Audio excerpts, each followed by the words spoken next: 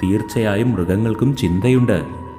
എന്നാൽ തൻ്റെ ഭാവിയിൽ സംഭവിക്കുവാനിരിക്കുന്ന കാര്യങ്ങൾ തനിക്ക് പ്രതികൂലമാകുന്ന ഘട്ടത്തിൽ അവയെ എങ്ങനെ തരണം ചെയ്യണം എന്നുള്ളതിൻ്റെ പ്രായോഗികമായൊരു ചിന്ത മാത്രമാണ് അവരെല്ലാം കൊണ്ടു നടക്കുന്നത്.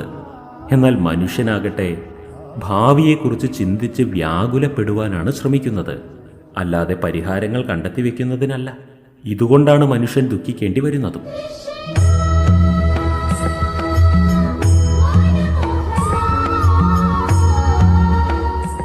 അഥവാ നിങ്ങൾക്ക് ദുഃഖമുണ്ടാകുന്ന 100 കാരണങ്ങളുണ്ടെങ്കിൽ അതിൽ കൂടുതലും കാരണങ്ങളും നിങ്ങളുടെ മനസ്സ് തന്നെ വരുത്തി വയ്ക്കുന്നതായിരിക്കും.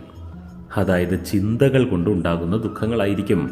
അതിനാൽ ഇത്തരം ദുഃഖങ്ങളിൽ നിന്നും അതിജീവിക്കുവാൻ വേണ്ടി ഭൂതകാലത്തിൽ നിന്നും പാഠങ്ങൾ ഉൾക്കൊള്ളൂ, ഭാവിയെക്കുറിച്ച് പദ്ധതികളും ഉണ്ടാക്കൂ. എന്നാൽ വർത്തമാനകാലത്തിൽ ജീവിക്കുവാൻ പഠിക്കൂ.